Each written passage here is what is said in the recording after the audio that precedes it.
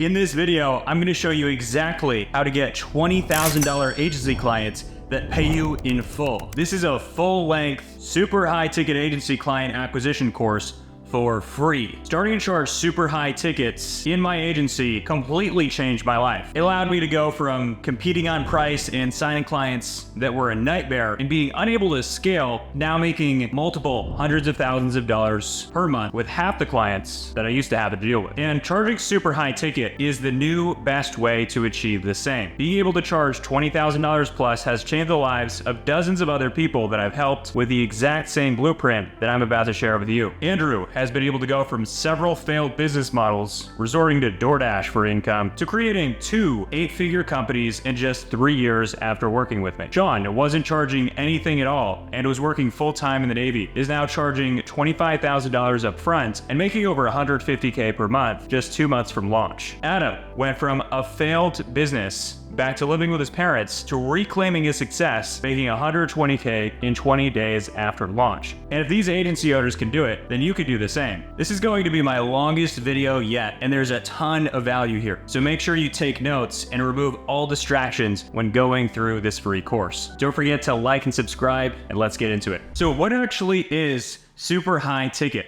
Well, first I'll tell you what it's not. It's not charging $1,000 to $5,000 a month. That is not super high ticket. If you're familiar with the term high ticket or high ticket sales, high ticket deals, high ticket closing, this is a term coined by Dan Locke as a marketer to sell the opportunity of basically doing sales. But if you talk to any veteran salesperson that's been highly successful, they've already been charging even more than what we're considering super high ticket here. They would not consider that $1,000 to $5,000 is premium pricing for anything at all. Because most of the veteran salespeople that are ultra successful or business owners that rely heavily on one-to-one sales haven't been charging $1,000 to $5,000. They've been charging $10,000 to $50,000. And if you're talking yachts, real estate, cars, etc., you're looking at hundreds of thousands to millions of dollars. So I want to dispel the myth that high ticket is premium pricing here, if you've ever heard the term before. Okay, so what we're doing in super high ticket here is we're offering truly premium online services, because if you're only charging $1,000 to $5K, that's really not enough to actually be able to fill on truly premium online services. So some examples of truly premium online services, what they could be consulting, marketing, recruiting, etc. Sold for $10,000 to $50,000 plus. So you see a lot of people online, they're charging $1,000 to $5,000 for a course or for group coaching or for whatever. And all that could be all well and good. It's really more of a dying model. A lot of people consider those types of courses or those types of programs or whatever the case to be just outright scams, not because that they have no value, but because the person is just not really getting an actual truly premium service. Sure, a lot of people might overcharge by charging $1,000 to $5,000, but the smart thing to do is to really just create something of extraordinary value. Okay, so you want to charge $10,000 to $50,000. That's really going to allow you to both have the lifestyle that you want to have and pay for the things that you're going to need to in order to really deliver exceptional results. We specifically want to sell this, of course, to people with cash or the credit to fund this. Now, it's not really hard to find people that have $10,000 cash or even $50,000 cash. There's many ways to do it, which we'll go over in depth at a later part in this video. But even if people don't have the cash, a good percentage of people in really any given audience has the credit in order to fund something that they really believe is going to deliver something that's 10x the value and is really going to solve some kind of pain point that they have no clue how to solve. So if you could get people with like a 700 plus credit score, if you know the right people and you partner up with the right lenders, you can get pretty much anybody funded for $10,000 to $50,000 plus. I've even seen people get funded $150,000 or more for offers like this. So while you might be thinking the services that you've offered to people before or have even thought about offering, these people don't have the money. Well, they don't have the money because you're not giving them enough value. And we're going to get into like specifically what that value means, because I know that's a very vague concepts, like what is value. We're going to get exactly into what that is and how we determine that value. But this offer is going to be worth 10 times the actual price that you're charging. Okay, if you look at items that are $10,000 to $50,000 that you're familiar with, you're looking at cars, watches, houses. I mean, these things have some value. right? It depends on who you're asking, but it's all perceived value to the individual. Like to me, buying a crazy expensive watch isn't necessarily like that much of value to me. However, some people say it's a networking move. You know, it's going to get you into circles with people that are higher net worth or whatever. I mean, I have way better ways of getting in touch with people that are higher net worth than buying a watch. Like, how about just pick up the phone and call people? I know, crazy concept, but anyways, it's all perceived value, all right? And people are out there spending $10,000 to $50,000 on things that have way less value than what you're about to create here. And that's the truth, because everybody has the skill and ability in order to create something that's worth way more than even $50,000. Everybody has the ability in order to create that. Most people already have the skills, especially if you're watching this video. Even if you don't, you can learn the skills probably within days or weeks, especially with ChatGPT and the accelerated learning that it can provide you, which again, we'll get into later in this video here. So this offer, this super high ticket offer, is going to be something that can be created in minutes. I know this video is a bit longer, but once you actually take action to create your super high ticket offer, it's only going to take you minutes. You got to watch this video and get the information and know how to do it in minutes. But I'm able to create these offers that are, let's say, $25,000, and they're worth over $250,000 to the person receiving the service. And I'm able to do it within minutes using AI. So if you're not using AI, you're going to get left behind in business. This is really creating the biggest wealth distribution wave that I've ever seen, that I've ever heard of, because of the accelerated rates that people are able to grow and build and create businesses. Okay, we're going to be able to build businesses today way faster than the billionaires of yesterday have been able to. And so the skill and ability and the resources that we have today make it so that we have a far superior opportunity to anybody, but you have to use the right tools, which I'm showing you in this video here. So in super high ticket, your leads can and should be generated on the same day. So right after you're done watching this video, depending on what time it is, as long as it's an appropriate time to call people, you're going to be able to generate leads the very same day. And most people do. Most people that I build this kind of offer with are generating 10 leads plus the very same day, barely spending anything. You don't have to buy paid ads. You don't have to spend $1 bajillion to do any of this. It's basically free and extremely fast. As where with, let's say, if you're selling a book or $1,000 course or these lower ticket items, it's going to be extremely hard in order to generate leads. You're going to have to build these complex campaigns, all these things. However, this becomes very simple. Because you're providing such immense value, it's going to attract people very quickly. All right, so another thing about super high ticket is it can be sold before built. So you don't have to spend all this time building out the fulfillment and the delivery and all these systems until it's actually sold, because you want to validate that this is working before you, meaning you're getting paid, there's money in the door before you start working out all the mechanics of how it's going to work and so forth. You want a general skeleton, which we're going to do in this video here. I'm going to show you how to do that. But honestly, it's going to be very easy to do. So this is going to be sold before it's built. That's another aspect of super high ticket. And another thing is it's going to provide 80 to 90% profit margins to the owner. Okay, so every business is unique, of course, but you could expect 80 to 90% profit margins because most businesses have to hire tons of employees. They've got a huge overhead. They have to spend lots of money on advertising. But with this, you are the advertising. You are the employees.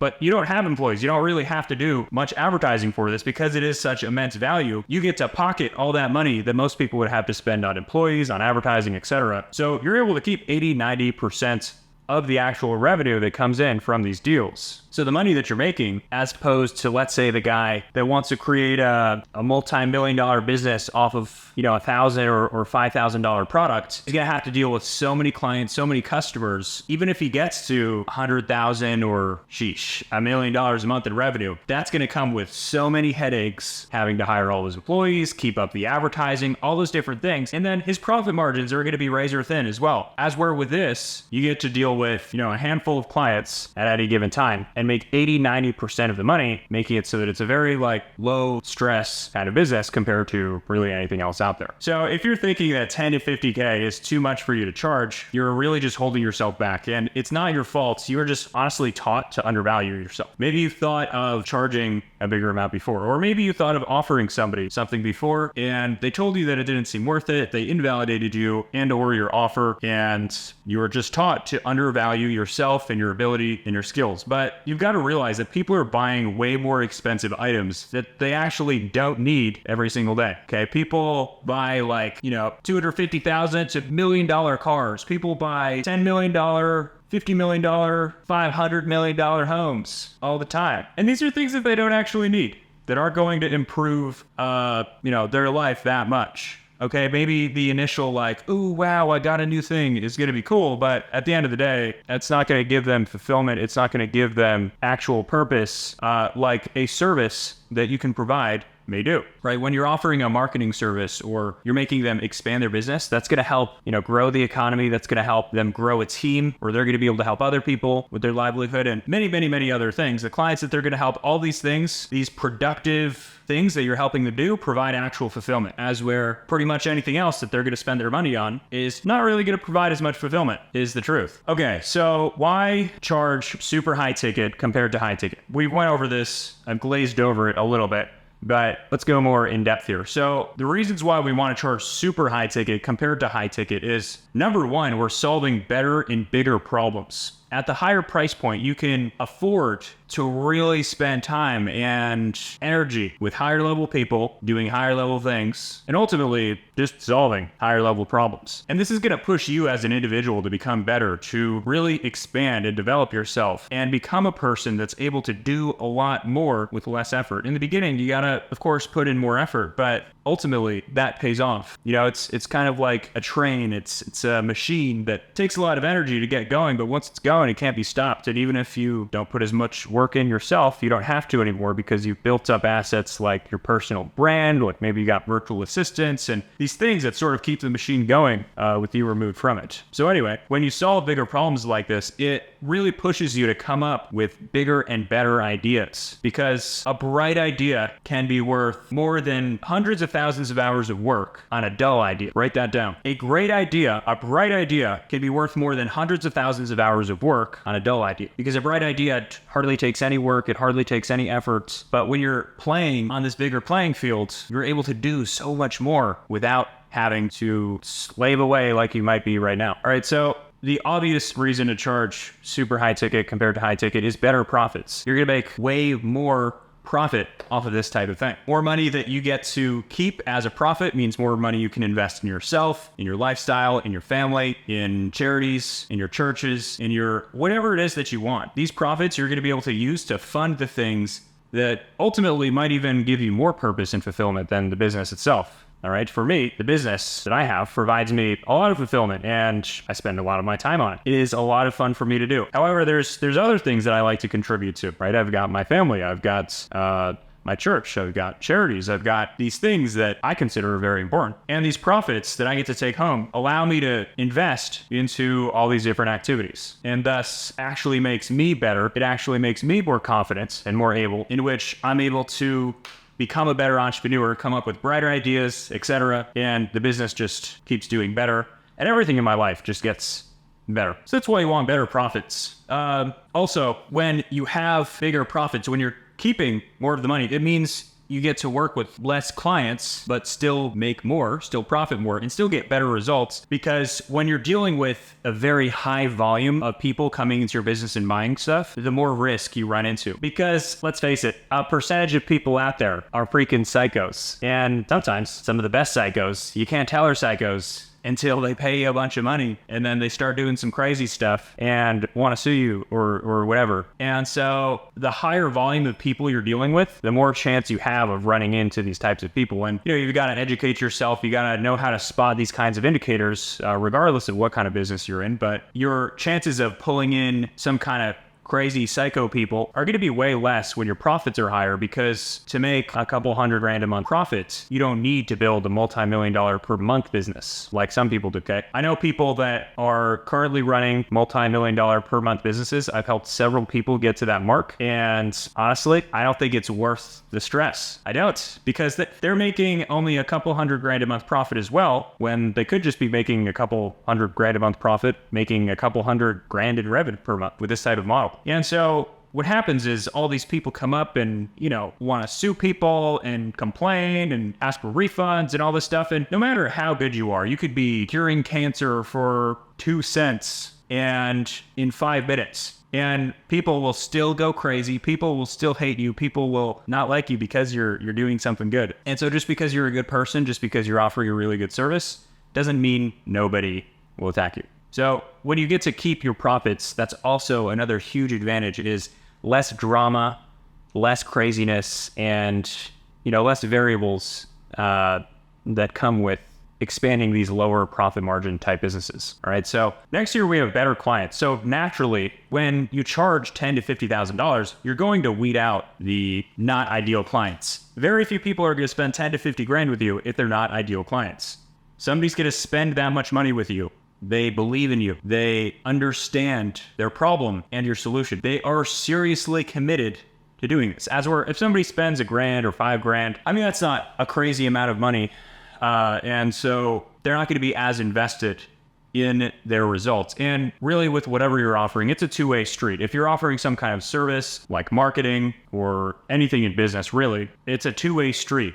The other person has to have a business that works, that's a good business. He has to be good in order to get good results. It's not just you that's going to wave a magic wand and make life magical for a person. It's both people have to take responsibility. You have to take responsibility, and the client has to take responsibility as well. And so when they're paying this much money, they're going to be committed. They're going to do whatever it takes in order to get results. Okay, which brings us to the next thing, is you're going to get way better case studies. Okay, when you have less people complaining, when you have less people that you need to work with and are making more profits, and you're working with better clients that are truly committed, naturally, you're going to get way better case studies. As where if you're working with a high volume of people, you're not going to be able to put as much time into them. You're not going to be able to put as much energy and thought and care into each individual person. And like I said before, naturally, there's going to be some psychos in the mix. There's going to be some lazy people. There's going to be, a bunch of weirdos in the mix. But when you're very precise on who you're targeting, and you only work with people that are paying you big money and are your ideal clients, it's just very natural that you're going to get way better case studies. And this becomes like the feedback loop. When you get more case studies, the rate at which you can close people and sign more people up is dramatically increased. The amount of leads that you get will be dramatically increased. The amount of people that show up to your calls will be dramatically increased. The people that you close will be dramatically increased. The people that upsell and are retained will be dramatically increased. The more case studies, the better case studies you have in your business, the more your business is going to grow. And so really, that's the best reason, above all else, is you're going to have better case studies, and that grows your business more than anything else. If you have the best case studies in your industry, doesn't matter how much you're charging, you're going to get the best results. You're going to take over that industry. The person with the best case studies always wins. So that brings us to the next point here, which is the unit economics to scale with ads. So let's say you're charging only $1,000 to $5,000. It's going to be very hard to create profitable, scalable ads later down the line. In the beginning here, we don't have to do paid advertising. In fact, I don't even recommend it, which you'll see how I do recommend generating leads for free and on the first day. But once you want to scale and you really want to get to hundreds of thousands of dollars a month in profit, you're probably going to want to run ads. Okay, and I'm talking paid advertising. So when you see the gurus pop up on YouTube here, or on Facebook or Instagram, TikTok, wherever you scroll, people are paying for those ads, and they want you to opt in, they want you to book a call, etc., so they can sell you something. Now, the people that are charging $1,000 to $5,000 are having a hard time with paid advertising, because advertising is getting more and more expensive on these social media platforms. It's becoming more competitive, etc. And things that used to work don't work anymore. as far as the $1,000 to $5,000 offers go. And so it requires an insane amount of skill in order to make that work. However, with super high ticket, when you're charging, let's say $25,000, you don't need to be that good at ads in order to get a crazy return, because all you need to do is sign up one client, and that's 25 grand. The guy that's charging $1,000 has to sign up 25 clients. That's a lot of freaking work just to sign them up, let alone deliver. And even the guy that's charging $5,000, he's got to sign up 5, and then he's got to deliver to 5, which isn't even necessarily easier to do in any way, shape, or form than charging $25,000. You know, it could take the same amount of effort in order to sign up a $5,000 client than it does to sign up a $25,000 client. The difference is just the method. It doesn't necessarily take more effort. It's just the method in which you do it. It could actually be easier a lot of the times because what you're offering is more valuable. And so I, for example, have spent $1,000 on YouTube advertising for pay-per-view ads that get people directly into a funnel in which they give their phone number, they book a call with me, etc. I spent only $1,000 on an ad, on one ad, and signed up one client for $25,000, and therefore made a 25x ROI just on that one ad, which, if you didn't know, that's an insane return on advertising.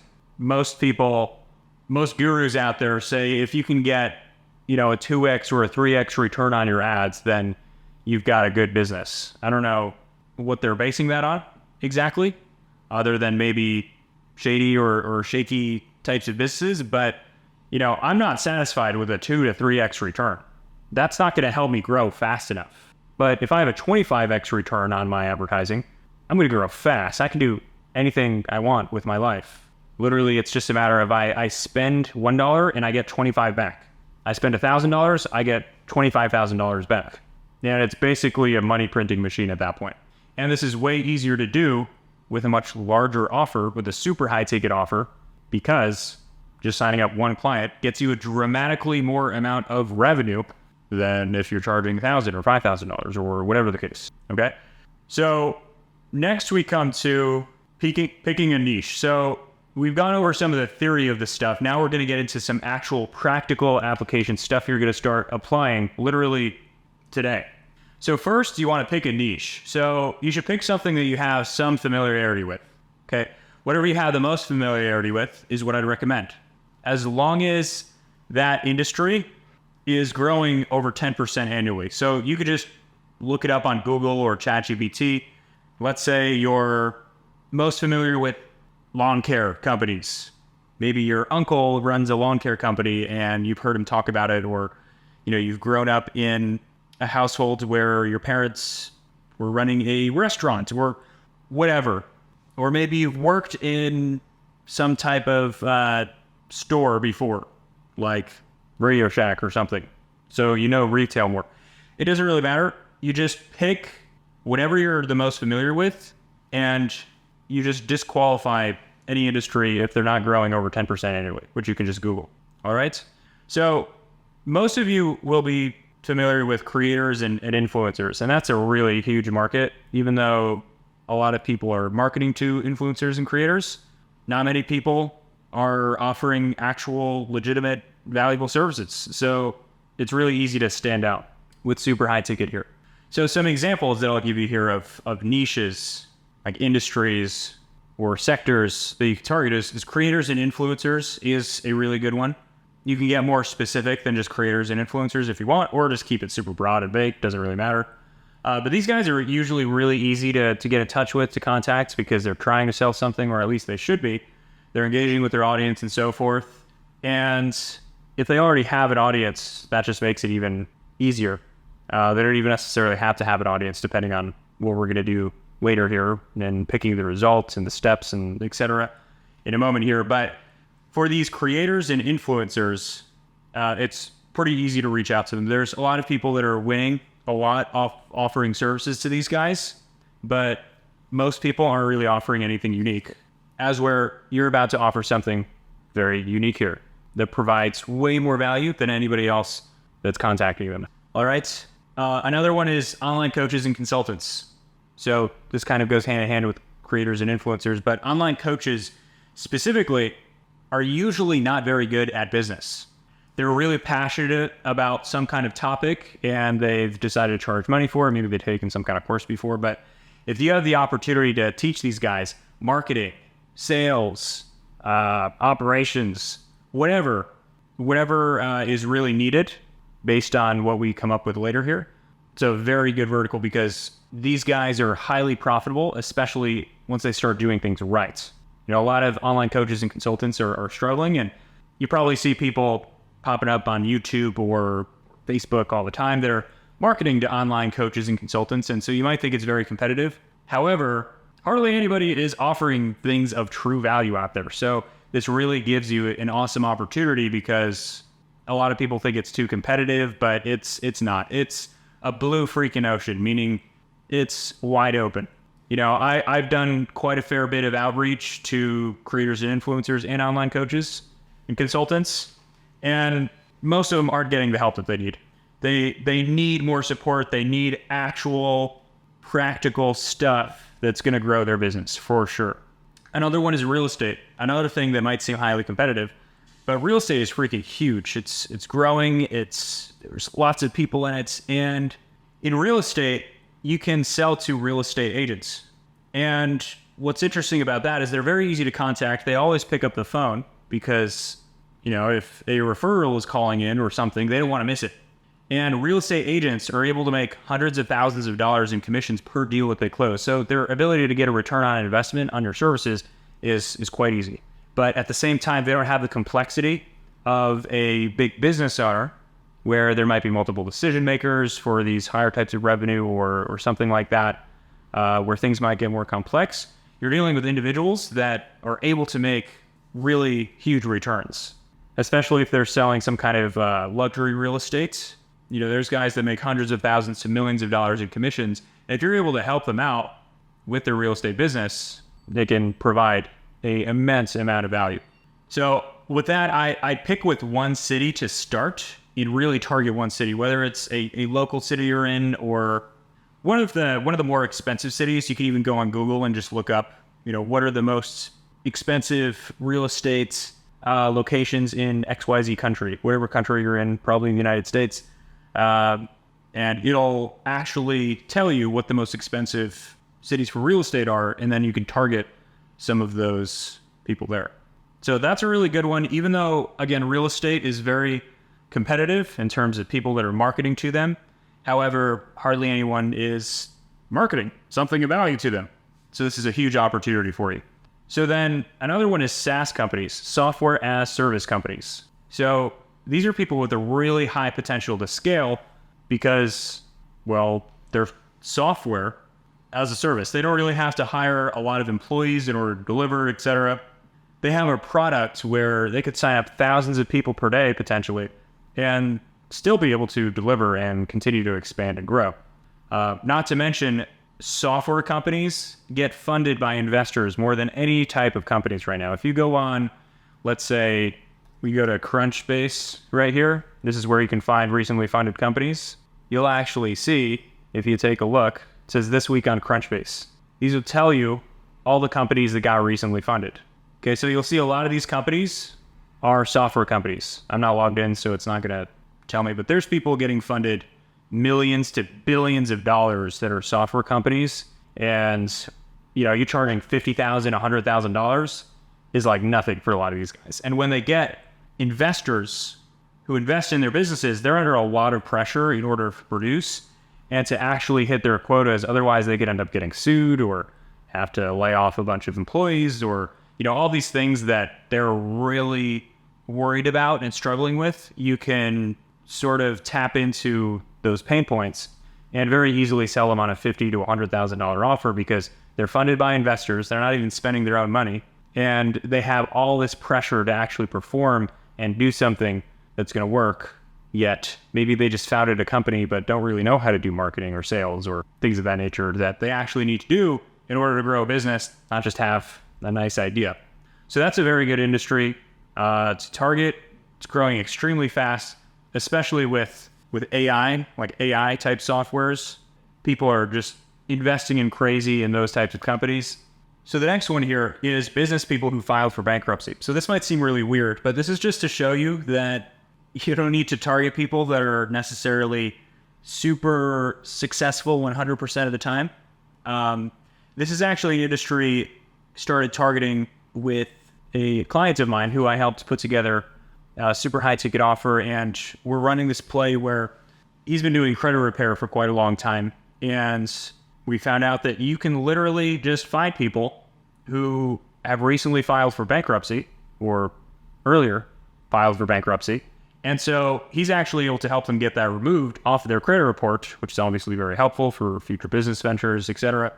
But then we upsell them to a new business opportunity, because somebody that just went bankrupt is going to need a new opportunity. Okay, just because someone went bankrupt doesn't mean that they're going to not start a new business. You know, they're going to be very eager to start in a new opportunity. And so we basically help them to remove the bankruptcy, but then also we then upsell them to a new business opportunity that they can get into. Once that bankruptcy is removed, then they actually are able to get funding for 50 to 150 grand to invest into a new company, right? And it's as easy as that. And you might think that's a weird kind of clientele to go after for a super high ticket offer, but it's actually not. Look at some of the most successful business people have went bankrupt lots of times. They use it as a tool so that they can have other businesses or start other businesses and not have to get all their time, attention, and energy sucked by some business that's not working, okay? Like Donald Trump, I think, went bankrupt several times. So anyways, it's a very oddball, kind of wild idea that's working very well. So these are just examples. These are all things that I'm either doing myself or I have clients successfully doing right now. So these are real, actual examples of what's working right now. But like I said before, the industry isn't really as important as you and your familiarity with an industry and your creativity, which we're going to get to more here in a second, exactly how this is going to all come together. So next year is you want to pick a result for your niche. So you want to define the metrics that your audience uses to measure their success.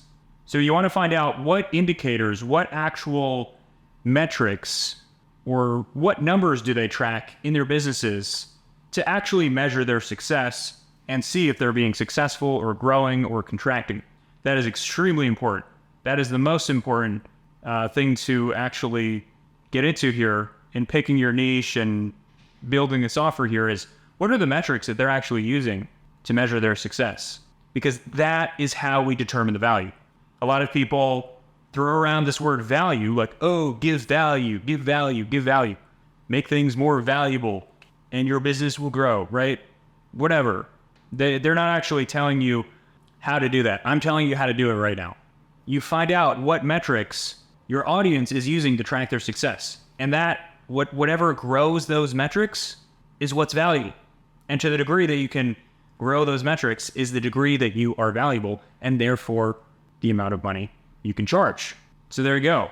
So you want to find out what is worth 10 times what you want to charge. Let's say you want to charge $25,000.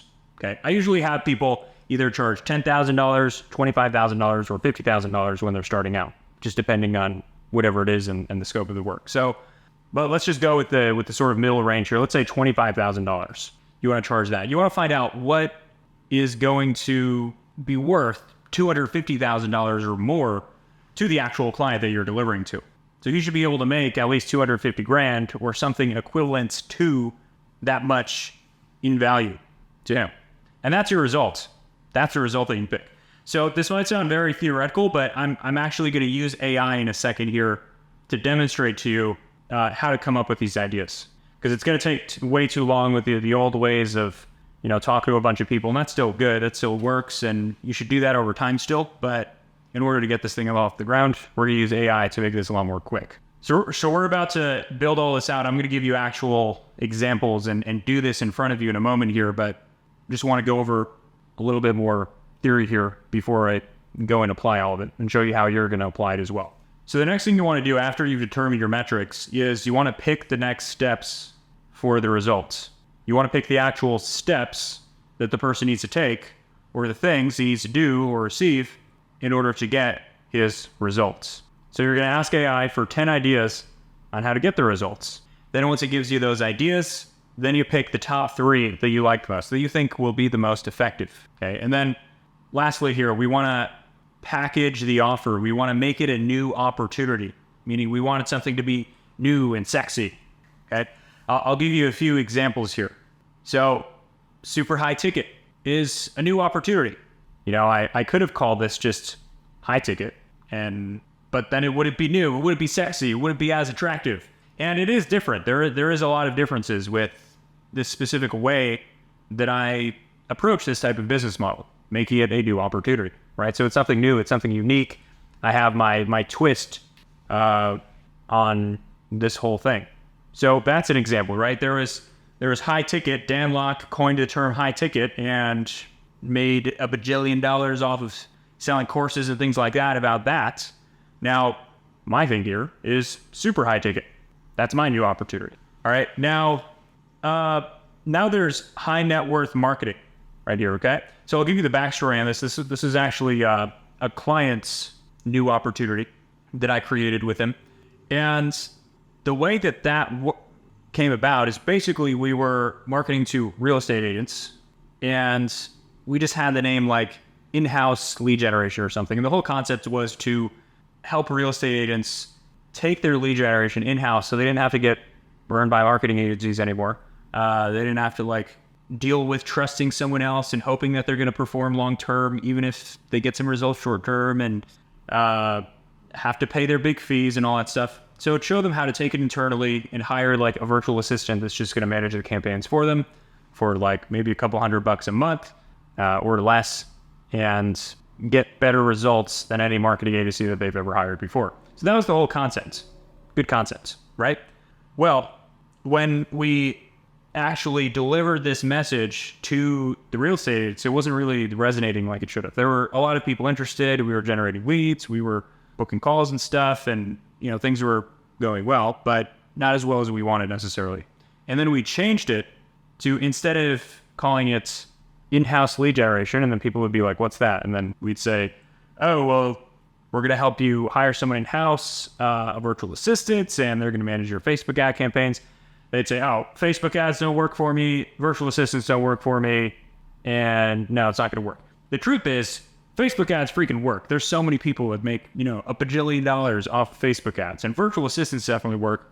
I use them in my business, and a lot of these people that I hire that are overseas work way harder than people that I've hired in the United States. And it's worked out very well for me and keeps my business very profitable, very efficient, and those sorts of things. So virtual assistants and Facebook ads definitely do work. However, a lot of these people had failed at using them before. So in their mind, they don't want to take responsibility, and so they don't think that it works.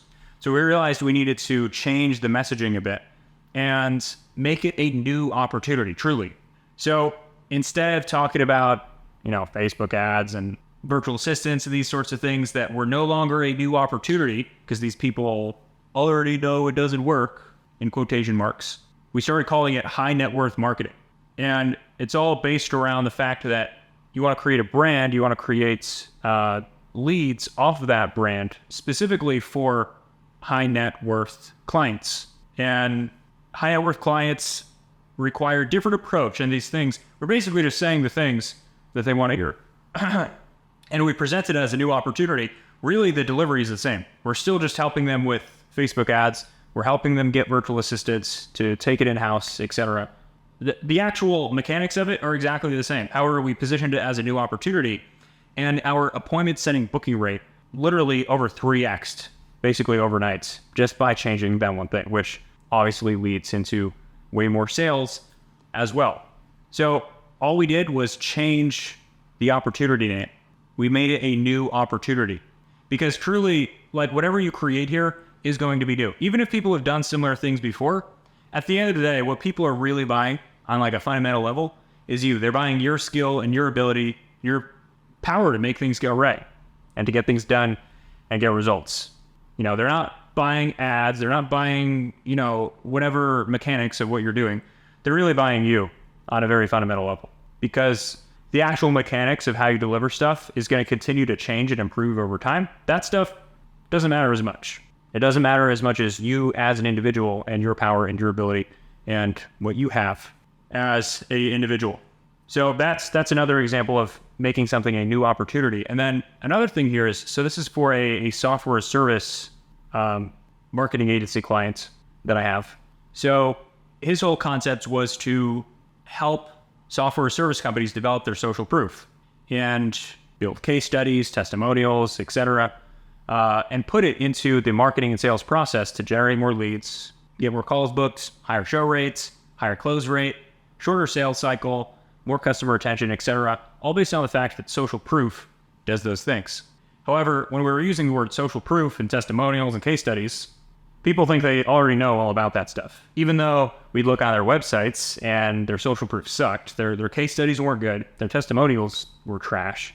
Even though it looked like they had a product with some decent features and benefits and lots of customers, their social proof just was not packaged correctly in order for it to be effective and people actually understand and trust the products that these companies were selling. So then we basically sat down and hashed out some ideas here, and we came up with Trust Builder Blueprint. Instead of just social proof, we're going to help you with your social proof and your testimonials and case studies, which is not a new opportunity. Therefore, it's not sexy and new. We reframed it as the Trust Builder Blueprint, and it's the whole system rather than just, testimonials and case studies. I'm not going to give away how exactly we're delivering it here and the secrets behind it, but I'll just put it at this. People are way more interested in Trust Builder Blueprint than helping to develop their case studies and testimonials, because it's something new. It's something that really ties in to the pain points that they're experiencing as well. Like, a lot of people just don't trust their product or their company. So the Trust Builder Blueprint, like, oh, what's that? And then we proceed to close the deal, right? So that's how we want to package the offer. So let's actually do this now. So I've given you a bunch of theory, and let's actually put it into application right this second. So I'm going to go into ChatGPT here and open up this AI that I have. Let's see here. So this is the super high ticket offer AI. So this is something that you could click the link in the description to get access to this. This is something that I've built that has probably hundreds of thousands of hours of one-on-one training session call recordings that I've done with clients that are put into the back end of this, specifically transcripts from those calls that I've done to successfully create these types of offers. And it's going to build offers based on all of that. So I just tell it here that I want a $25,000 offer. So it wants to know all these answers to these questions, but I'm going to tell it before I answer, help me these. Okay, so we're going to come back here and on picking the niche. So familiarity. Let's say I'm most familiar with, let's pick something that I didn't already give an example of. Let's say hair salons. I want to work with hair salons and need clarity. Okay.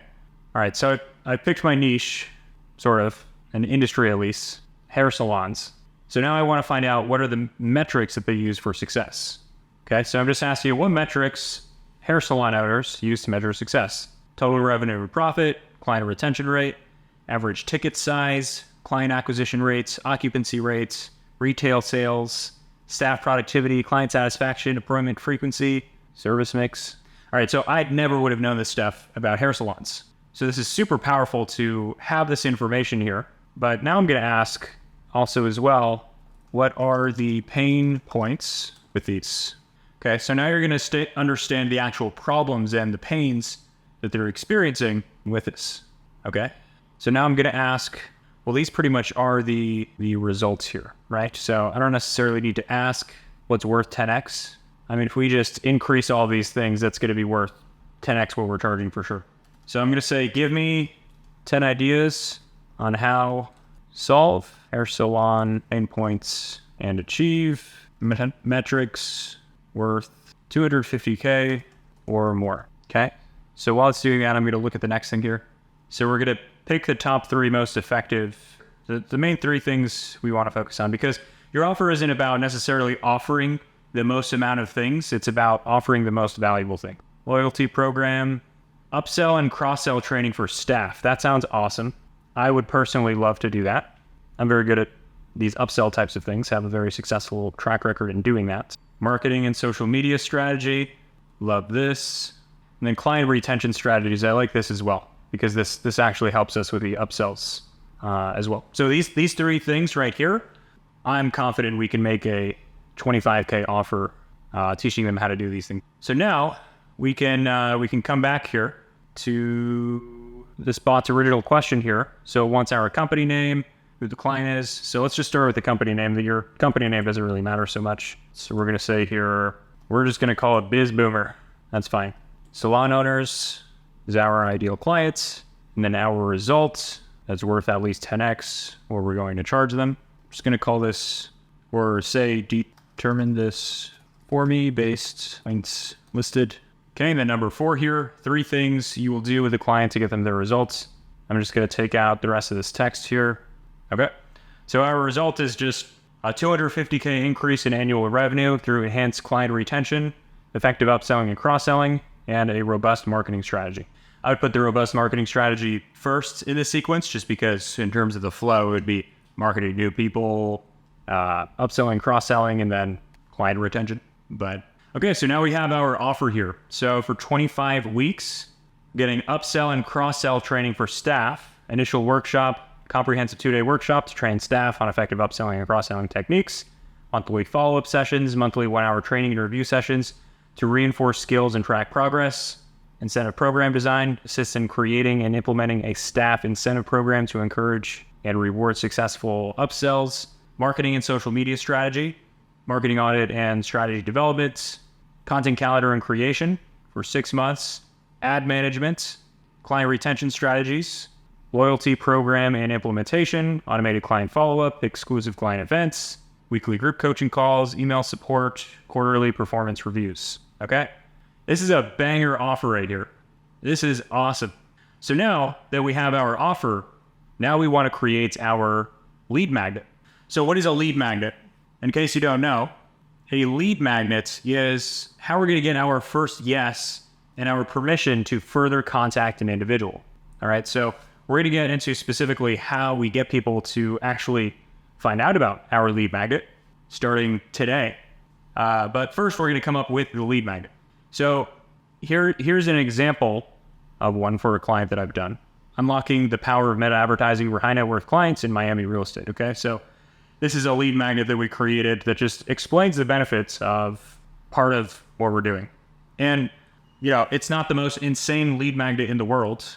Nobody's going to be like, oh my God, you changed my life with this lead magnet. But the whole point is really just to get the person to say yes and for them to receive something from you so that you can contact them more and ultimately schedule an appointment and close a deal.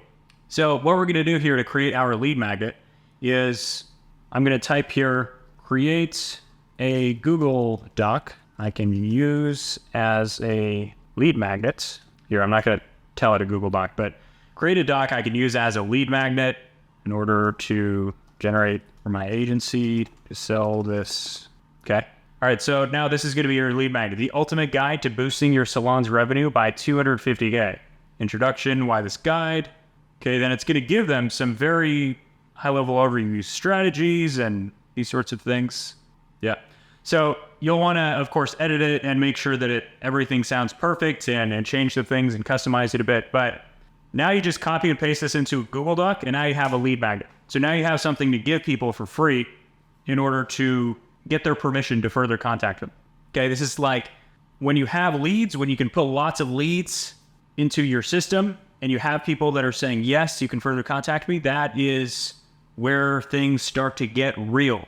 Okay, now you have people to contact and talk to, etc. So even if your offer isn't perfect yet in the eyes of your prospects, you'll at least get feedback now. You'll at least have live people to talk to actually see how quickly this thing's going to materialize. So now that you have your lead magnet created, we want to use basically free lead generation.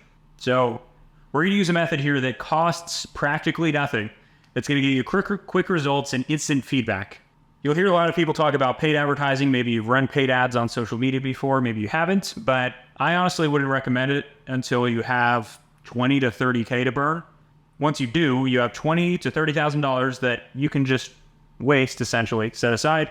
You can run paid ads in order to scale your offer. However, even starting out, even if you have 20, 30K or more saved up right now, I still would recommend getting your first couple of deals through a free method to really validate your offer so that you just got some proof of concept, and you could start talking to people without spending really any money. So why not just do that? Okay. So this method costs nothing, gets quick results and instant feedback. So all we're going to do is we're just going to directly call these salons. Okay. Or whoever your industry is. In this example, we're doing salons here, and then we'll use this script. So I'm going to come back here to ChatGPT and just tell it here, give me 20 phone numbers of salons here in Tampa, Florida, that may need my services. Okay. So now it's searching for hair salons here in my area. Okay. So now I have leads. Now I can call these people. And there's better ways to get lists than this. This is just the free way, easy way. I have ways of scraping much more massive lists. And there's even ways to get people's personal phone numbers if you have a way of making that work. But here we go. We have 20 phone numbers, and this is a list. This is our list of prospects that we can call immediately. And so you can just continue to tell it, give me people in San Diego, California. Give me people in Scranton, Pennsylvania. Give me people in Seattle, Washington. You could just keep have it giving you lists of people to contact. And there's certain tools that you could use to enrich a list. You can create a spreadsheet, etc., and really like keep notes and keep track of everything and do this a lot more efficiently. You could even tell it, put this in spreadsheet format so I can copy paste. Okay, this way you're going to be able to copy and paste it into a sheet easier. So like I said, there's ways to actually generate lists of way higher quantity, and even to make sure that you get in touch directly with the owner, because a receptionist isn't going to be able to help us out very much. But a lot of times the owner will end up picking up the phone. We'll go over that very soon here, but now I can copy and paste this into a spreadsheet. Okay. Now here's a script that we use when we call them. And this is what makes this system so unique is if you've ever done outbound calls before and you've tried it and it hasn't worked, you were probably trying to set an appointment on the first call, which 80 to 90% of the time that doesn't work. Even if you're really good at doing these types of calls, it's very hard in order to get someone to commit to scheduling 20 or so minutes with you on the very first call. So what we do first is we ask for permission to send them stuff. Okay, we generate the lead before we book the appointments. Okay, because when we have this list here, it's just a list of cold prospects. They're not leads. Leads are people that are engaged, people that positively reply to you that you're now able to contact. This list right here, these are not yet leads. We need to generate the lead by contacting them. We're going to talk about how to delegate this in a second here. It's actually fairly easy, but first you want to do it yourself. Before you try to delegate it, you want to make sure that you have a working system and that you're able to at least generate something yourself before you try to get someone else to do it for you. So you just call up and say, hi, first name, it's my name, founder of your company and then whatever platform you're on the most. I'm reaching out personally because I don't think we've helped your company yet. Do you mind if I send you a link to our, what the hell are we calling this? So we'll just call it a salon guide, okay? I don't necessarily tell the person like this big results, like I'm not going to say, hey, I'll make you $250K. I'm not going to say that over the phone necessarily because it just sounds kind of salesy and whatever. But I'm going to say, hey, it's a salon revenue booster guide. I mean, that doesn't sound too salesy. It's not like a big claim or anything quite yet. But once they have some time to actually take a look at this, they'll be able to see and understand why we're making this claim here. Because they're like, oh, if I actually do all these things, then I would make an extra $250K. But when we're on the phone here, when we're just calling them out of the blue, we want to keep it super short and sweet and not be salesy, basically. So say, do you mind if I send you a link to our free salon revenue booster guide so you can take a look when you have some time? Great. So what's the best email to send that to? Once they say yes. And then you say, okay, I'll send it over right now. Thank you for taking the call. Okay, so here's how this would sound if I'm doing it. So let's say the person I'm calling is Sarah. I'd say, hi, Sarah, it's Dylan Caudullo, founder of Salon Boosters from YouTube. Oh, hi. Yes, I'm reaching out personally because I don't think we've helped your company yet. Do you mind if I send you a link to our free salon revenue booster guide so you can take a look when you have some time? Okay, sure. Great. So what's the best email to send that to? xyz@gmail.com. Okay, I'll send that over right now. Thank you for taking the call. And that's it. That's all you need to do. You can go for the appointment. If the person sounds like pretty happy about it, you're feeling nice, you're feeling cute, then you can always go for the appointment on the first call there. But really only 20% of the time people are going to say yes. And that's if you're really good. You know, you're a master objection handler like me, which we want to get you there, but starting out, you might not be there. So anyway, this is how we generate the lead, just like that. So try to mimic my tonality. You're going to want to practice this, which we'll go over a little bit later, how to practice this, but it takes some practice, but the tonality is very important. So you might want to rewind and listen to the tonality, maybe record it on your phone or something, because you want to mimic the exact tonality. Super important, you know, especially with the question marks and the curiosity, makes it more natural, right? But for the platform, you could say LinkedIn, you could say YouTube, whatever platform you happen to use or have at least, you know, a decent profile picture on or something so they can see a real person. Okay, so now let's talk delegating lead generation. So after you've generated, let's say, 10 leads in a day by yourself, then you can delegate this task with $2 an hour virtual assistants. So you can go ahead and use onlinejobs.ph. I use this all the time.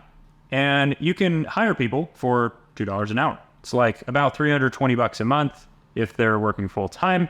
You can even start them off part-time, so it's like less than $150 a month if you're really strapped for cash. But these people will generate leads for you. You know, all you got to do is post a job right here, and then you'll have people that apply. And so you want to create a Google form application. Okay. So specifically, I'll ask questions like, or I'll leave a field where I tell them to give me a video of them talking so I can see how they talk. I ask them, what is your IQ? So I can make sure that their IQ is 120 or above. And then I also ask for, what is your opinion of the people that you've worked with in the past? So I can make sure that they're not like a critical type of person that's going to, you know, talk about other people and then eventually talk bad about me. It don't work out, right? So those are like my three main qualifiers. Of course, I ask like, what are your goals? What are you looking for? Why are you a good fit? You know, those general text questions. But those three things I ask to make sure that I'm getting some really quality people into my company. And so from there, you want to build your personal brand. So once you've delegated your lead generation there, you want to put that time that you were putting into generating leads into building your personal brand. This will make it so that you're able to generate more leads, so that more of them become more engaged and interested. More of them are booking calls. You're going to have a higher show rate. You're going to have a higher close rate. People are going to pay you more money. Having a personal brand is going to help you significantly. Most of the sales calls that I do, I have people that watch 3 or 4 of my long YouTube videos before they even hop on a sales call with me. So by the time they hop on, they're very much pre-sold and the call doesn't take very long at all, even though I'm selling a minimum of a $25,000 package on my calls. So this is going to make your lead generation way more effective. It's going to generate the hottest leads possible. People that come in from your personal brand that find you organically are just going to be the hottest leads, hands down. They're going to be the most engaged, people the most interested in working with you. They're going to take the least amount of effort to close. So what you want to do is create a YouTube channel. YouTube is the best platform for making money. Okay. Instagram, TikTok, Facebook, all these other platforms, you can get more views, you can do whatever, a bunch of cool stuff, but YouTube is the biggest money generator for my business, for my clients' businesses, etc. People typically have a longer attention span on YouTube, and thus, you know, the more attention span you have, usually the more productive you are and the more money you're able to make. So YouTube is where it's at. YouTube is the best place to build a personal brand, even if you don't get lots of views. Like right now, the time of making this video, I don't necessarily get a ton of views, but I get a very high percentage, considering, of people that watch my videos that end up becoming a lead and booking a call and, you know, thus doing a deal with me and getting awesome results. So you don't necessarily have to have a lot of views especially in the beginning, you're just going to be pushing the people that you have essentially done outbound calls to. You're going to push them manually to the YouTube channel, and you're going to use this in your follow-up. You're going to use this to get people to arrive to appointments, which we'll talk about shortly here. You're going to use this to get people re-engaged, these sorts of things. It's really going to accelerate pushing people through your sales process much more quickly and much more effectively, is all it's going to do in the very beginning. Over time, it's going to generate leads for you just in and of itself. But in the beginning, it's going to accelerate your sales process greatly, because when you're talking on camera, when you're talking about whatever your topic is, and it should relate to this offer, you could literally just ask ChatGPT here, what are YouTube videos that I should make that relate to this offer, right? And then it'll give you actual video ideas and things to say and so forth. But you just start posting weekly, and these are going to be like sales assets. These are going to be things that make it way easier for you to sell and for you to make money and for people to believe in you, etc. When you have a personal brand. This is the biggest differentiator. If you have, let's say, competitors or something where you have a personal brand and they don't, they're going to get smoked. And on the flip side, if your competitors have a personal brand and you don't, you're going to get smoked. Okay, people don't necessarily just buy products and services. What they're buying is a result, and their confidence in you that you can get them their result. And if you don't have a personal brand, the amount of confidence that they're going to have in you is going to be less than if you do have a personal brand. Okay, all this does is this personal brand instills confidence in your prospects in the very beginning. Later, it can generate leads on its own as well. But in the beginning, I wouldn't even focus on that. You're going to be able to generate 10 leads per day doing these calls, but your personal brand will allow you to really make your sales process much faster and more effective. Okay, so now let's get to setting appointments. So to set appointments, you want to call the people that became leads and use this script. Okay, so you're going to say, "Hi, Sarah. This is Dylan Caudullo, founder of Salon Booster. You got access to our free guide on how to boost your salon revenue yesterday." Person says, "Oh yeah, I got it. Yeah." So then you say, "Yeah, I wanted to see if it makes sense to get an extra $250K for you in this next year. Let's do a 20-minute virtual meeting to discuss this. Are you in front of a computer right now?" Okay, so boom. We want to get what's called a live transfer, where you transfer the person onto an actual Google Meet right then and there. A lot of times people are going to be busy. They're not going to be available right then and there, but we at least want to go for it. If you don't go for it, you're never going to get it. But live transfers have a 100% show rate, which boosts your show rate, which will boost your amount of deals that you get, etc. And is extremely efficient, because then you don't have to follow up with the person to get them to arrive to you. We'll get to in a second here. But if they're not available right then and there, then of course just try to schedule them for later that day or the next day, and in a worst case scenario, outside of 48 hours if they're really too crazy busy. But I usually push for, same day or at least within 48 hours. So once you've set the appointment, now you want to get the appointment to arrive. So you want to get the lead to confirm the appointment. So you'll text right after you get off the call where you set the appointment. You send out a calendar invite, use Google Calendar, and attach a Google Meet link. You put in their email, you send it to them, and then you send a text and say, "Hey, just wanted to make sure that you got our calendar invites with a Google Meet link attached for 2 p.m. tomorrow. Looking forward to speaking with you soon.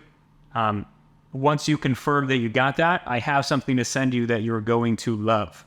That way it creates a mystery. They're like, "Ooh, what is this person gonna send me that I'm gonna love?"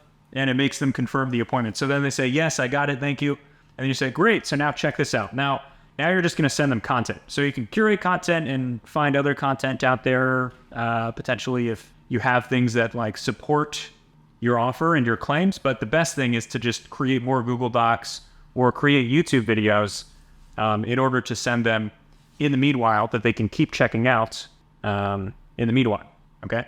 So you do that, you keep the lead engaged until the appointment with the contact, all right? So you want to call the person then 5 minutes before to get them set up onto the meeting.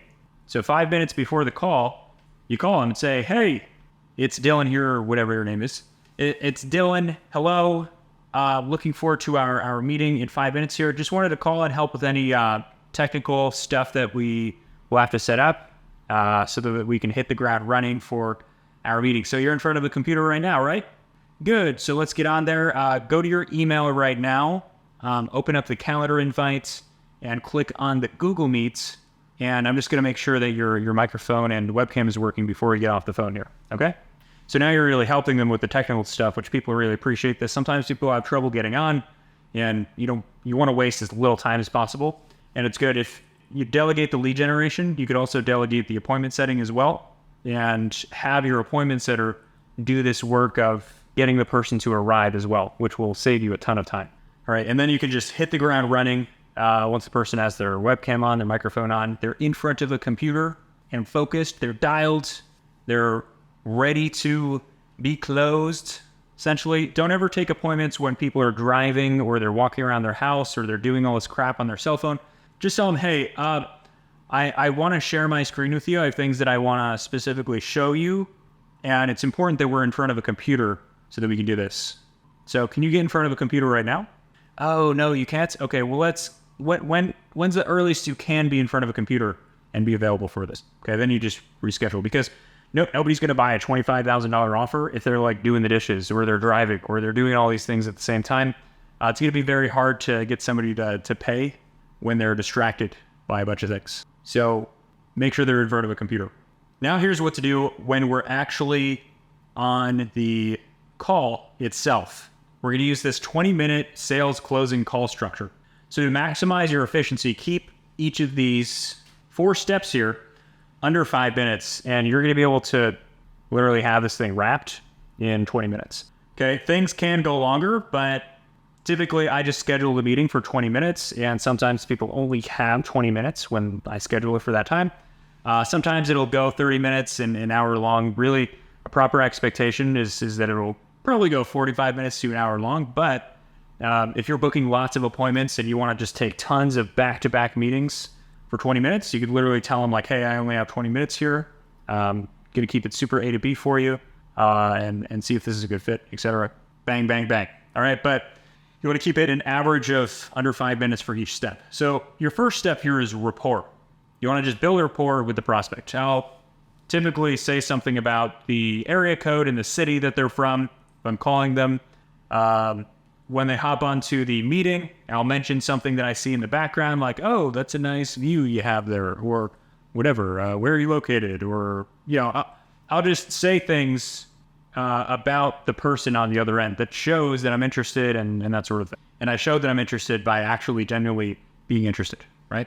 So, or rapport could even be built, based on the business. And if you're talking to business owners and you're interested in some aspect of their business, then you just talk about that for a moment and you give them a compliment, like a genuine compliment, or you just say something about it. And that's how you build rapport. It's very simple. You just find something that you and the prospect agree with. That's it. Find something you and the prospect genuinely agree with. Talk about that for a second. Ideally, it's business related. Or related to your offer, but even if it's not, it doesn't really matter that much. But the important part thing is you find something that you both agree on. If you got a guy that's all like solid and, angry and whatever, and he's like, all right, show me what you got, blah, blah, blah, whatever. It's very unlikely you're going to close that deal because you're starting with a disagreement. It's going to end with a disagreement. As where you start with agreement, you keep the agreement going, and you're going to get the agreement for your service, which is a sale at the end of the call. Okay? This is a game of agreements. We are gaining the agreements of the prospect here.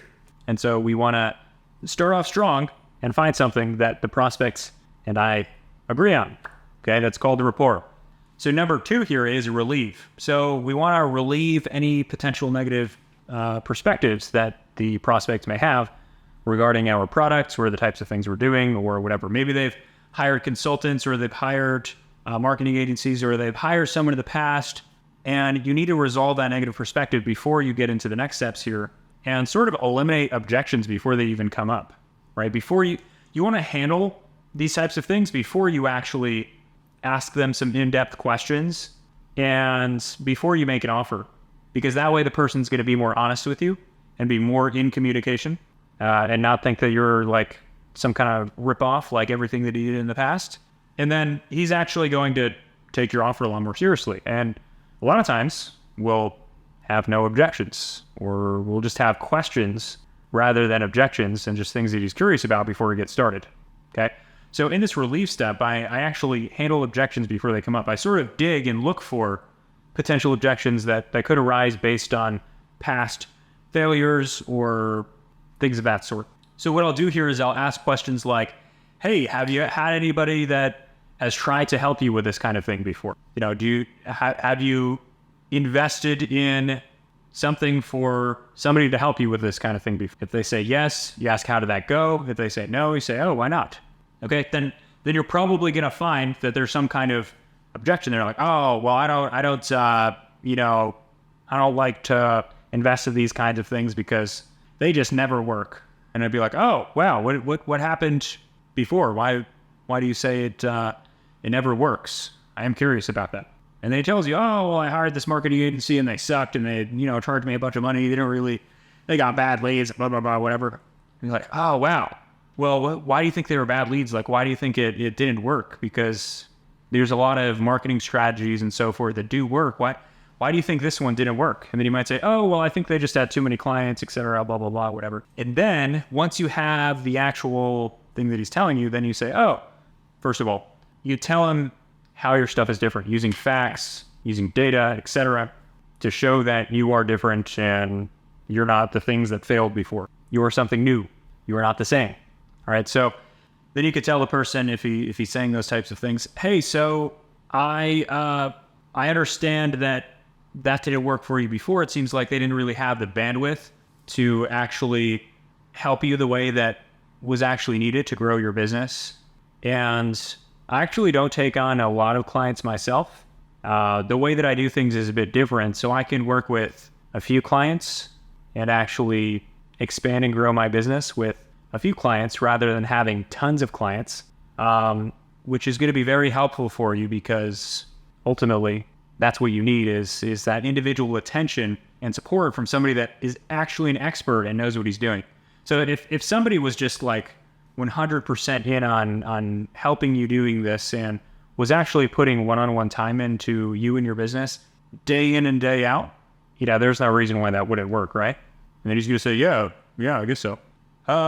And then you move on. You move on to the next step. Once you've handled all the negative perspectives the person may have, then you move on to reason. So you find the reason that the person want to move forward.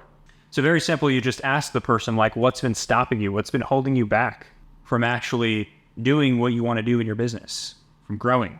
What's been the biggest barrier? What's the biggest problem, man?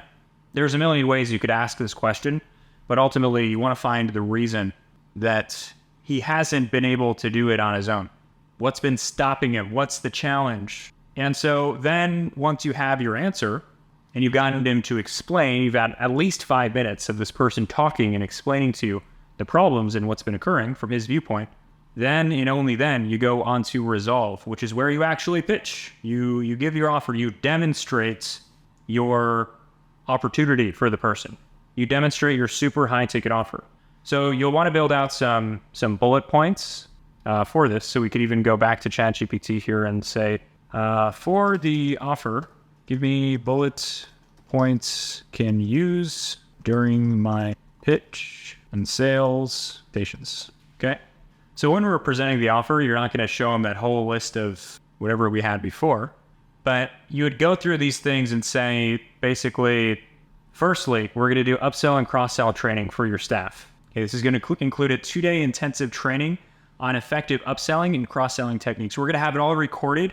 So your current people and you are going to get this information, get this training. But then also, we're going to have the recording to train people in the future on your business specifically. You're going to get ongoing support with this. So monthly follow-up sessions to reinforce the skills and track progress. And then incentive programs customized so that the staff is incentivized to boost motivation and their sales performance. So how do you see that helping your business? Like, how much of an increase would you expect to see having a really effective system in place like that for upselling your current customers? If you could just upsell, 30 or 40% of the people that come in and double their order value, what does that do for your business? Okay, so you see how I'm asking these questions that gets the prospect to tell me what he expects the result to be. Rather than me just telling him the result and what's going to happen, because this is like more mechanical type stuff, but then I'm giving him what's possible and then asking what he expects as a result, right?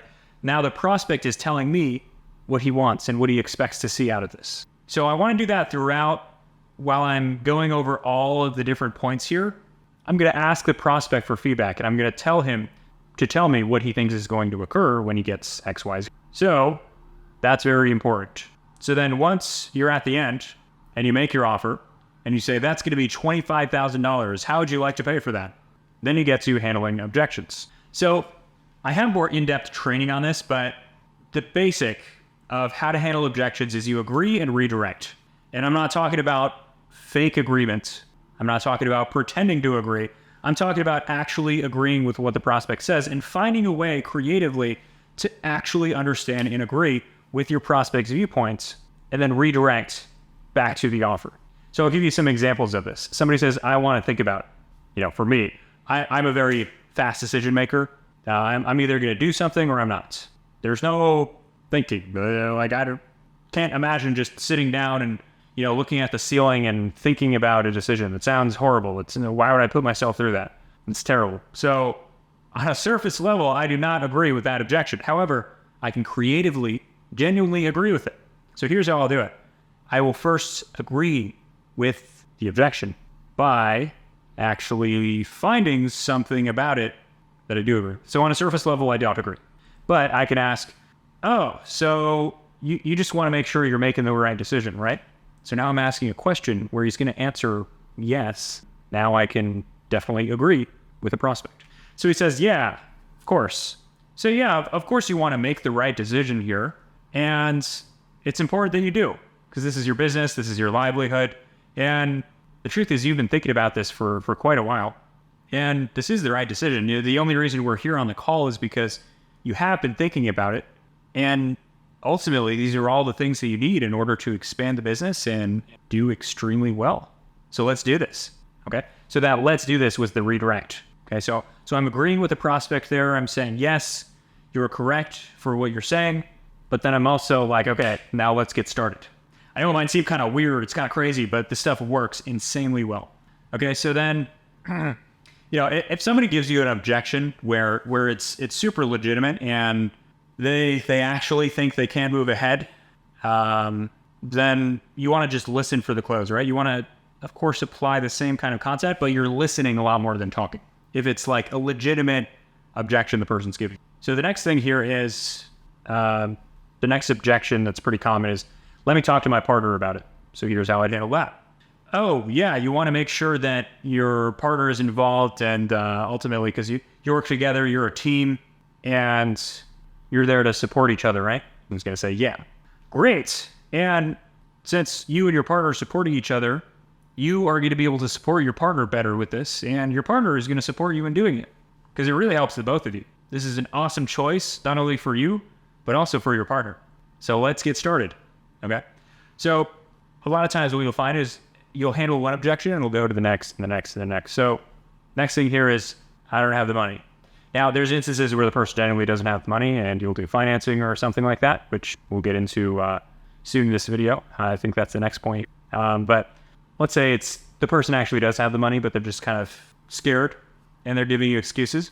So then you say, oh, yeah, you want to make the most financially smart decision and you don't want to just like do something reckless here, right? Person says yes. So I say, yeah, of course you don't want to do something reckless and crazy and wild. And by making this decision, it's far from all that. You've worked hard for your money and there's really nothing else out there that's going to be a better investment in you and your business. And this is ultimately a very financially smart decision because we're going to make this work and it's going to be amazing. So let's do this. Okay. So you see how I'm agreeing with the prospect. I'm saying, yes, you are correct, but then also redirecting it. Okay. This takes some practice, which we'll go over how to practice in a moment here. So let's say the person now says, how do I know this will work? So you say, yeah, you want to make sure that this works, right? You don't want to do something that doesn't work. The person says, yeah, of course. And me too. And so based on, the sources that I learned this from and really my skills and ability, coupled with the business that you have and the success that you've accumulated, us together, I know that it's going to work. It's going to be super successful and we're going to do great. So let's do this. Okay. That's really it. And a lot of times you could do the wrong things and say the wrong things and stumble and stuff like that. But as long as you follow the basic framework and you're just persistent and convicted about what you do, then you're going to wrap these deals 9 out of 10 times. Okay. So enough on that. We're going to go over some more things on handling objections in this video here very shortly. But next I want to talk about funding clients. So a lot of times people don't have 10 grand, 25 grand, 50 grand, whatever. Up front, depending on what industry you're in or who your prospects are. A lot of times they don't have all that cash just burning a hole in their pocket per se. They don't have it just ready to spend right then and there. That's totally fine. So you use lenders in order to get your paid in fulls while your clients only pay the lender back 2% per month. So you break that down, a $10,000 offer, that's only like $200 per month. That was 20% I just did.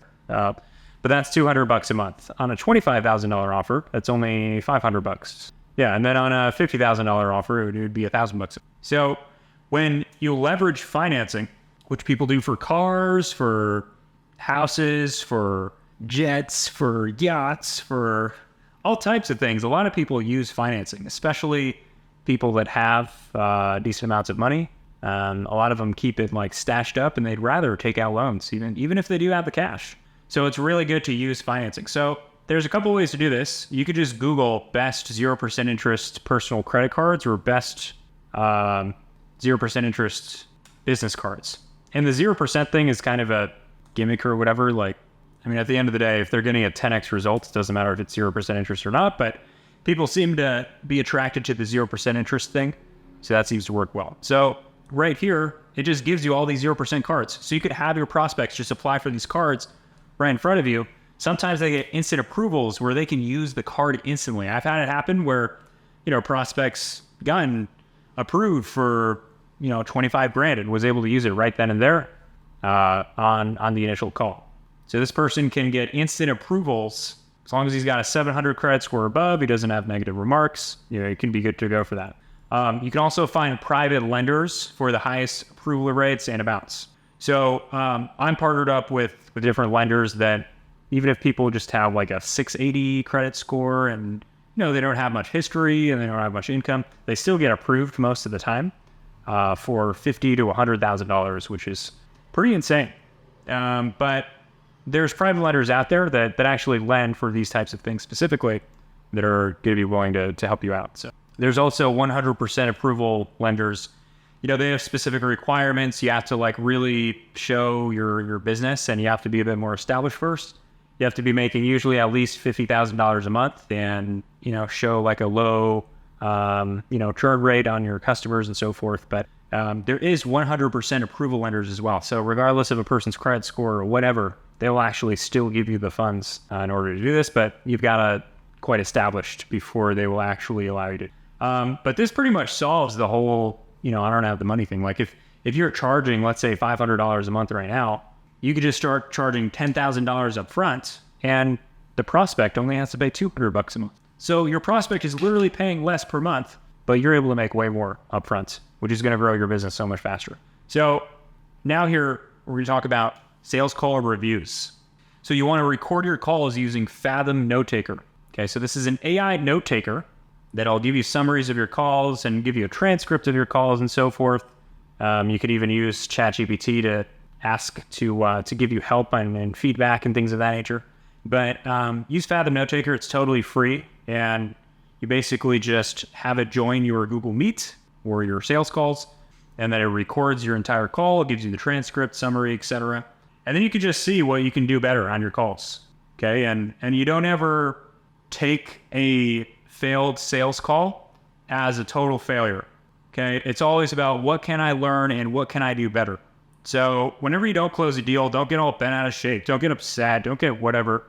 It's natural to like get scared and then get disappointed and all these things when you're first starting out. But just look and see what you can do better. That's the biggest differentiator to people that have been extremely successful with this and people that are like doing okay with it, is their attitude towards failure, right? Like not closing a deal isn't necessarily failure, right? It's just, okay, one deal didn't close. So like, okay, what can I learn from that? What can I do better? Good, got it. Now let's move on. So it also really helps to send your recordings to experienced closers for feedback, okay? So it's pretty easy to get in touch with salespeople if you haven't been networking online at all. I mean, salespeople are very easy to get in touch with. Join like online communities. I've got a Facebook group called High Ticket Closers, New Opportunities. This is my Facebook group right here. I'm not logged in on Facebook, but I stay logged out of my social media accounts during most of the day. It keeps me dialed and focused. Anyways, but this is my group here. You can see this is me in my penthouse, and there's 12.8K members in here. These are all high ticket closers, right? Some of them have closed bigger deals like these $10,000 to $50,000 offers like I'm talking about in this video. But, you can just message people in the group, things of that nature. Facebook.com/group/high ticket closers new opportunities is the group. If you go and join this group, and you can just send me a message as well, let me know to accept you in there, and maybe I can connect you with some people as well. But you want to just send your recordings to experienced closers for feedback. You want to make sure that your viewpoint on what you need to be doing is correct. Because sometimes, well, I won't even say sometimes, most of the time when people come to me and they say, oh, this is what happened wrong on my sales call, and then I review the sales call, I'm like, no, that's not what went wrong. It's this and this. And it's usually something completely different than what the person thought. So it's very important to get feedback from, someone like myself or another experienced closer in order to understand what you should be doing better so you can really practice and focus on improving the right things. Okay, so then that brings us to role playing. So first, you want to practice this in front of a mirror. Practice your pitch, practice the scripts for lead gen, appointment setting, the actual closing call structure, handling objections. All these things you should be practicing in front of a mirror until you could say it to the mirror with at least some level of confidence. You're not going to be like super killer stud like me right out the gate. I definitely wasn't. 5 years ago when I was first starting in sales, I was terrified to get on the phone. I wasn't good at talking to people. I sounded like a robot, and I was just absolutely terrified. I had tons of people that made fun of me for how bad I sounded, but I just wanted it. I was insanely motivated and desired to change my life, so I ended up. But anyway, you want to practice in front of a mirror first so that you can minimize the embarrassments when you go to role play and practice with another person. You want to practice in front of a mirror by yourself where you don't have anyone sitting around judging you, and just practice yourself saying. I even still do this when I create like a new offer or something new that I'm about to pitch to someone. I'll even practice in front of the mirror just saying what I'm about to say. Even though I'm very experienced, I'm very good at what I do, when I'm selling something new, I'll even practice it in front of a mirror before I go and pitch it to a real person. And it works. I'll catch myself. I'm like, oh, that sounded kind of weird. I'm going to change this part or whatever. And I tweak things. That way I'm not using my actual sales calls as practice. I'm using my time in front of a mirror as practice. It's much better. So you can, in order to do these role plays with people, you can leave your contact data in the comments section on this video. Maybe you have a calendar link you can drop or like a phone number, maybe a Google Voice number or like a spare email that you want to leave in the comment section so that people can reach out to you or you can reach out to them in order to do role plays to practice super high ticket sales like I'm describing in this video here. I'm sure there will be people in the comments that leave their contact data. You can go and contact them, or if you don't see anyone or nobody's responding to you, just leave a comment with your contact data, and then you'll have somebody that reaches out to you, or I or somebody on my team will even reach out to you to basically role play with you and help you to actually close some dang deals and get super sharp. It's super important to role play. Okay. You want to be able to get that feedback and really understand what to improve on and improve on those things before you go and fail on these sales calls. Okay. So another thing you can do is pay a mentor that's closing similar types of deals to practice. I did this, back 5 years ago, just about now, maybe more like 4 years ago, actually. I paid a mentor first $5,000 and later $30,000 in order to have him practice with me and look at my calls, look at what I should be doing better, and then he'd practice with me on what the hell to actually do. And he would even show me recordings of calls and these sorts of things in order to really demonstrate like the correct thing to do based on actual real world experience. A lot of the sales coaches out there and mentors aren't really currently closing deals, so you want to make sure that the person is actually doing this in real life and isn't just selling a course or a coaching. You want to make sure it's somebody that's actually doing the do, like myself. So next point I want to bring up here is to sell before you build. So don't worry about like how you're going to deliver and thinking and figuring. You want to sell before you build. So get somebody to pay you money, prove that you have a viable offer before you actually spend time building it. Because what most people do when they start businesses or new offers is they spend all this time building the offer and then literally nobody buys it. That's what happens with most businesses. Okay, so you want to sell. Your job right now is basically to be a salesperson until you sell something, and then you got to deliver as well. And you got to be the salesperson and the delivery person. But right now, your job is just to sell. Okay, it is almost like you just got hired by yourself in order to be a salesperson. Okay, and that's all you need to be concerned with right now is selling. You want to close a deal. Okay, otherwise you could just be wasting your time. If you spend all this time building out your offer, build out the skeleton, understand what you're doing on some level, but ultimately you want to sell before you build. And then you build as you're selling. So now let's talk about fulfillment using ChatGPT and how to actually use this AI in order to help you to continue to fulfill on your offer here. So you're definitely going to want to keep learning new skills. No matter what you're doing, you're going to need to learn new skills. No matter how skilled you are right now, a lot of these skills that you currently have are going to take you very far. But you can learn new skills very quickly using ChatGPT. Just tell it, be an expert at, let's say you want to learn copywriting better. You just tell it, be an expert at copywriting, and teach me how to do copywriting for Facebook ads. Okay. Or you could say, be an expert at sales and teach me how to handle this objection. Someone told me I want to think about it, whatever, right? You can learn skills very quickly using ChatGPT that would have been very hard maybe a few years ago when this technology didn't exist.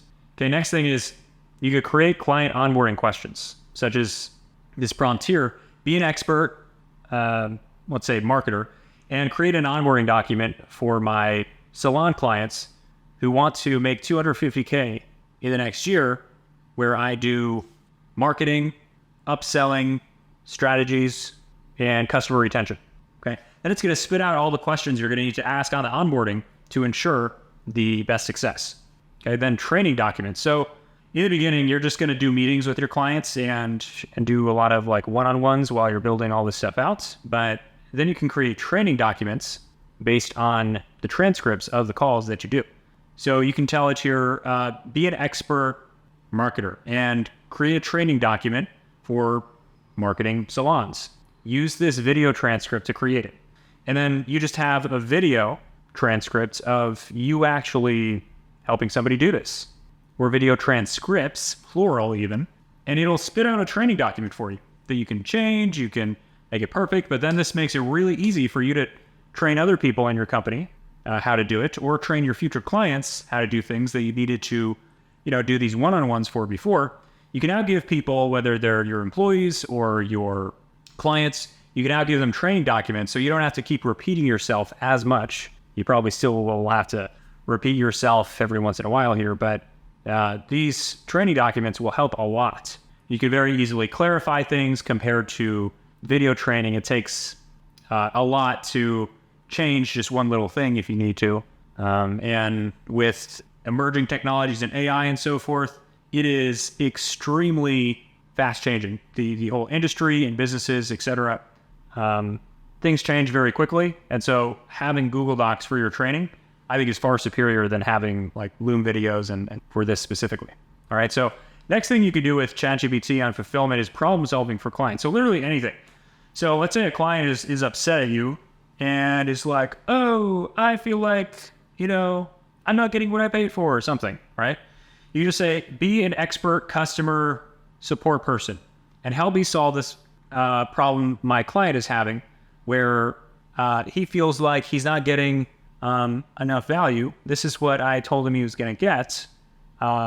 Tell me what I should do from here, right? And then it'll actually give you advice based on whatever business experience it's trained on. It'll actually tell you what to do in these sort of more difficult situations that there's no way you're going to be able to predict every problem that's going to come up in the business. You just got to do it. You got to take action, make it happen, and then you will solve anything that comes your way. And this is a really amazing opportunity for you to grow as an individual because you're just throwing yourself in there.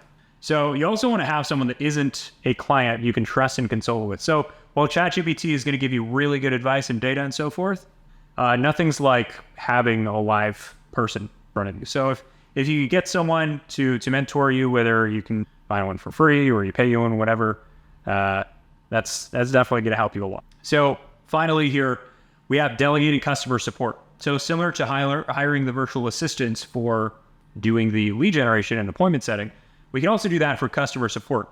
Obviously, you're going to be the face of the company with this type of business, and the person is really buying you. So you want to keep the really high-level stuff with your clients very personal and give it that personal touch because that's very important to people. But you can delegate a lot of the technical stuff and 99% of the work, honestly, to virtual assistants for $2 to $5 an hour as you scale. So you want to make sure, like I mentioned before, to record all your meetings using Fathom for your sales calls, but also on your delivery calls, when you're consulting clients, etc. That way you can make these training documents using transcripts in AI, and you can create these training documents that make it so you're able to remove yourself from the business. You can still get the same awesome results and maybe even better results with your clients even faster once you have this compilation of training documents. But then not everybody's going to be able to do that on their own. They're going to need a live person there. So you can hire someone and train them on these training documents and how to answer customer support questions and so forth. And whenever a client is like, oh, how do I do this? Then if it's already there in the training documents, then you just have this virtual assistant, this customer support person, refer them to the training documents and the actual reference material. Or if it's not created, the virtual assistant submits a request to you to create a training document based on XYZ, whatever is happening. And then you could take the opportunity to even meet with the clients and discuss the thing that they're running into more in depth, give them a solution, maybe after you've done some research or whatever the case.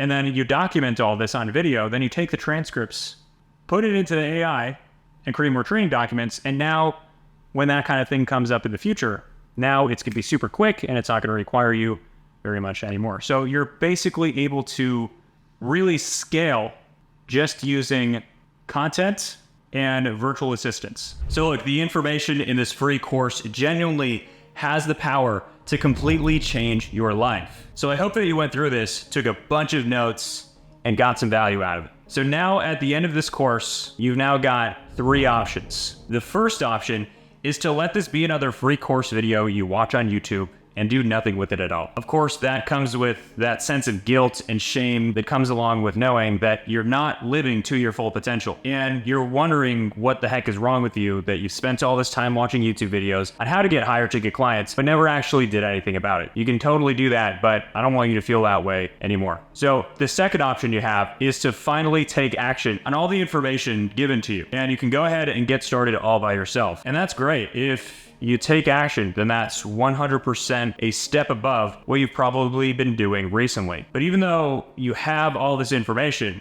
it'll still be your first time doing this. I know exactly what this feels like. I remember the first time I tried to sell super high ticket. I had no idea what I was doing. I was emotional. I couldn't handle basic objections and didn't have confidence in my offer. So I didn't close that deal. And the reason why I felt all that confusion and uncertainty wasn't a lack of information. In fact, I was following a course I paid for to the T and still had that uncertainty. That's not fun. And again, I don't want you to feel that way. So because of that, you've got the third option. Get help from someone who's gone through what you're going through right now, has had the same conversations you're having in your head that you're having right now, and have them help you find success with charging super high ticket. I know that if you're at the end of this video, you're serious and you know that this is the best way for you to scale your agency. And if we're being honest, if you're not already making $20,000 to $50,000 upfront per client signing with you, then you definitely need some help. That's why I want you to click the first link in the description and apply to work with me directly. You'll be having me hold your hand step by step, making sure that you join the hundreds of other successful agency owners who have all scaled their agency to $20,000 plus with super high ticket offers in half the time it would have taken to get there by themselves. So click the link in the description right now, book a call, make sure to like this video so you can easily find it again. Subscribe to the channel for more videos on making money online, and I'll see you soon.